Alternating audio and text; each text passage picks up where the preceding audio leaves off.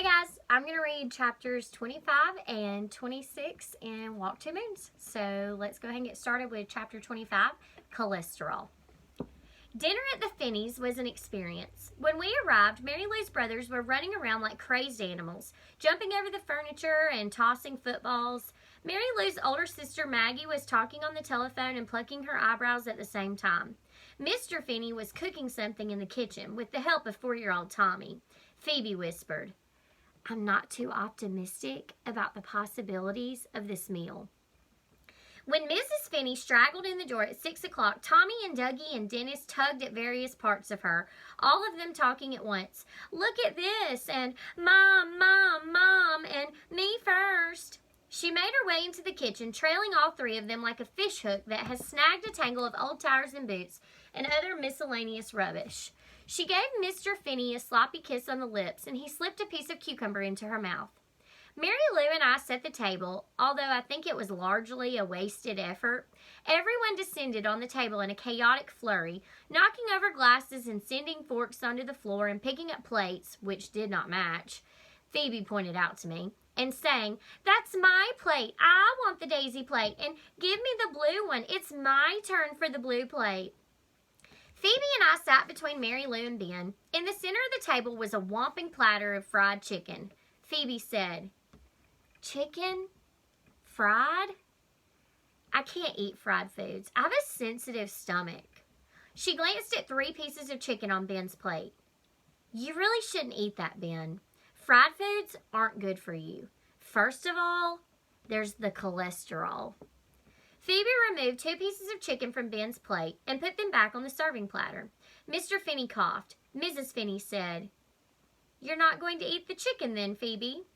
Phoebe smiled. "Oh no, Mrs. Finney, I couldn't possibly. Actually, Mr. Finney shouldn't be eating it either. I don't know if you're aware of this, but men should really be careful about their cholesterol." Mr. Finney stared down at his chicken. Mrs. Finney was rolling her lips around peculiarly. By this time, the beans had been passed to Phoebe. "Did you put butter on these beans, Mrs. Finney?" "Yes, I did. Is there something wrong with butter?" "Cholesterol," Phoebe said. "Cholesterol in the butter." "Ah," Mrs. Finney said. "Cholesterol." She looked at her husband. "Be careful, dear. There's cholesterol on the beans." I stared at Phoebe. I'm sure I was not the only one in the room who wanted to strangle her. Ben pushed his beans to one side of his plate. Maggie picked up a bean and examined it. When the potatoes came around, Phoebe explained that she was on a diet and couldn't eat starch. The rest of us looked glumly down at our plates. There was nothing at all on Phoebe's plate. Mrs. Finney said, "So, what do you eat, Phoebe?" "My mother makes special vegetarian meals, low calorie and no cholesterol.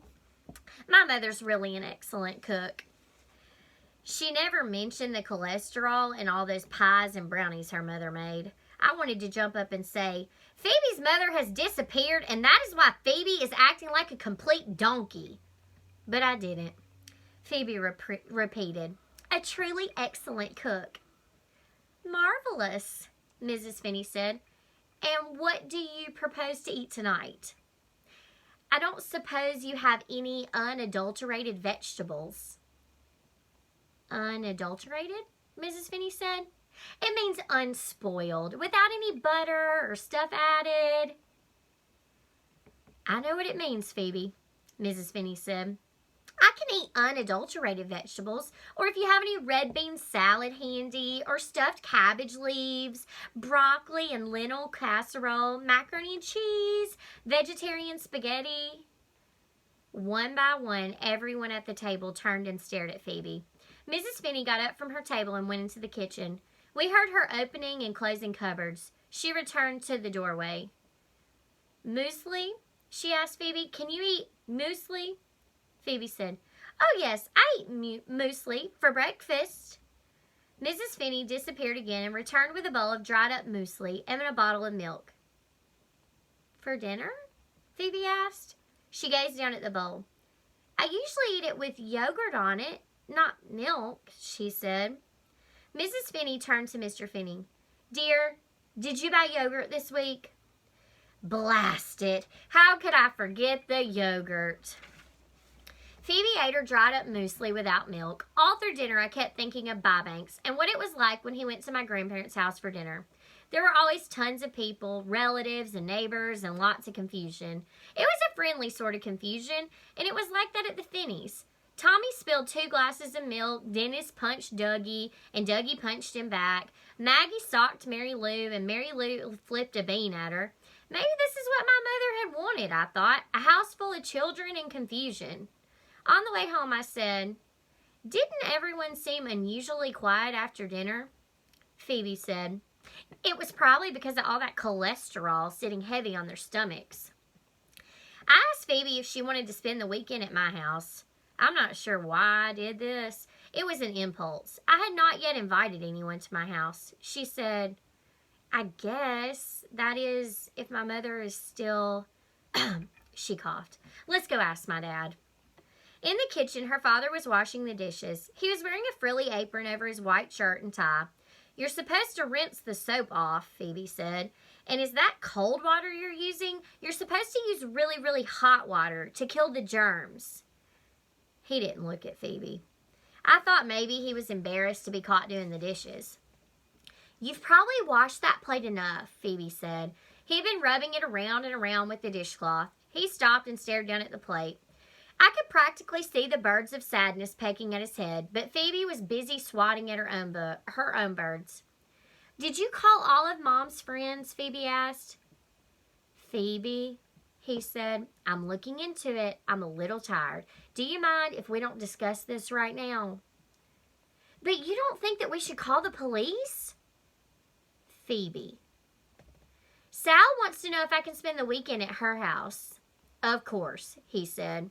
"But what if Mom comes back while I'm at Sal's? Will you call me? Will you let me know?" "Of course."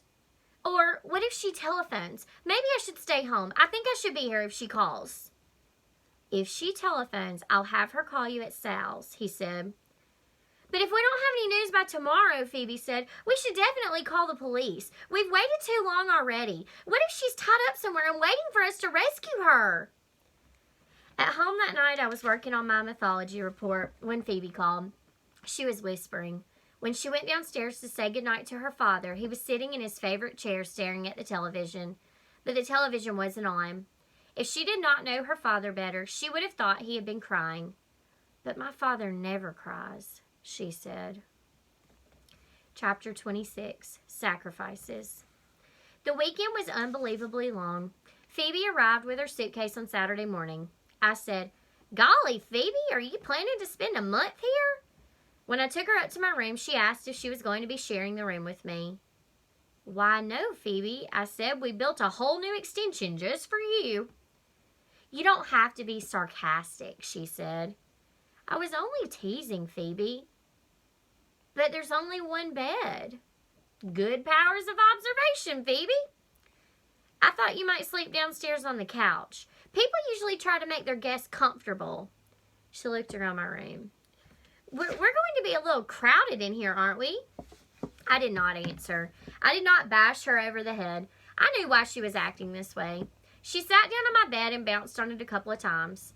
"I guess I'll have to get used to your lumpy mattress, Sal. Mine is very firm. A firm mattress is much better for your back. That's why I have such good posture. The reason you slouch is probably because of this mattress." "Slouch?" I said. "Well, you do slouch, Sal. Look in the mirror sometime." She smashed on my mattress. "Don't you know anything about having guests? You're supposed to give your guests the best that you have. You're supposed to make sacrifices, Sal. That's what my mother always says. She says, 'In life, you have to make some sacrifices.'" "I suppose your mother made a great sacrifice when she took off," I said. I couldn't help it. She was really getting on my nerves. "My mother didn't take off. Someone kidnapped her. She is undergoing tremendous sacrifice at this very moment in time." She started unpacking. "Where shall I put my things?" When I opened up the closet, she said, What a mess. Do you have some extra hangers? Am I supposed to leave my clothes jammed up in the suitcase all weekend? A guest is supposed to have the best. It is only courtesy, Sal. My mother says. I know. Sacrifice. 10 minutes later, Phoebe mentioned that she was getting a headache. It might even be a migraine. My aunt's foot doctor used to get migraines, only they turned out not to be migraines at all. Do you know what they were? What? I said. A brain tumor. Really? I said. Yes, Phoebe said, in her brain. Well, of course, it would be her brain, Phoebe. I figured that out when you said it was a brain tumor. I don't think that's a particularly sympathetic way to speak to someone with a migraine or potential brain tumor. In my book was a picture of a tree. I drew a round head with curly hair, put a rope around the neck, and attached it to that tree. It went on and on like that. I hated her that day. I didn't care how upset she was about her mother. I really hated her, and I wanted her to leave. I wondered if this was how my father felt when I threw all those temper tantrums. Maybe he hated me for a while. After dinner, we walked over to Mary Lou's. Mr. and Mrs. Finney were rolling around on the front lawn in a pile of leaves with Tommy and Dougie, and Ben was sitting on the porch. I sat down beside him while Phoebe went looking for Mary Lou. Ben said, Phoebe's driving you crazy, isn't she? I liked the way he looked right in your eyes when he talked to you. Extensively, I said. I bet Phoebe's lonely. I don't know what came over me, but I almost reached up and touched his face. My heart was thumping so loudly that I thought he would be able to hear it. I went into the house. From the back window, I watched Mrs. Finney climb a ladder placed against the garage. On the roof, she took off her jacket and spread it out. A few minutes later, Mr. Finney came around the back of the house and climbed up the ladder. He took off his jacket and spread it out next to her. He lay down on the roof and put his arm around her. He kissed her. On the roof, in the wide open air, they lay there kissing each other. It made me feel peculiar. They reminded me of my parents before the stillborn baby, before the operation. Ben came into the kitchen. As he reached into the cupboard for a glass, he stopped and looked at me. Again, I had the odd sensation that I wanted to touch his face, right there on his cheek, in that soft spot. I was afraid my hand might just lift up and drift over to him if I was not careful. It was most peculiar. Guess where Mary Lou is, Phoebe said when she came in. She's with Alex on a date. I had never been on a date. Neither, I assumed, had Phoebe. That night at my house, I pulled the sleeping bag out of the closet and spread it on the floor. Phoebe looked at it as if it were a spider. Don't worry, I said. I'll sleep in it. I crawled in and pretended to fall asleep immediately. I heard Phoebe get into bed. A little later, my father came into the room. Phoebe, he said, is something the matter? No, she said. I thought I heard someone crying. Are you okay? Yes, she said. Are you sure? Yes. I felt bad for Phoebe. I knew I should get up and try to be nice, but I remembered when I had felt like that, and I knew that sometimes you just wanted to be alone with the birds of sadness. Sometimes you had to cry by yourself. That night I dreamed that I was sitting on the grass peering through a pair of binoculars. Far off in the distance, my mother was climbing up a ladder. She kept climbing and climbing. It was a thumpingly tall ladder. She couldn't see me, and she never came down. She just kept on going. All right, guys, that was chapter 25 and 26. I'll see you back here for chapter 27 later. Bye, guys.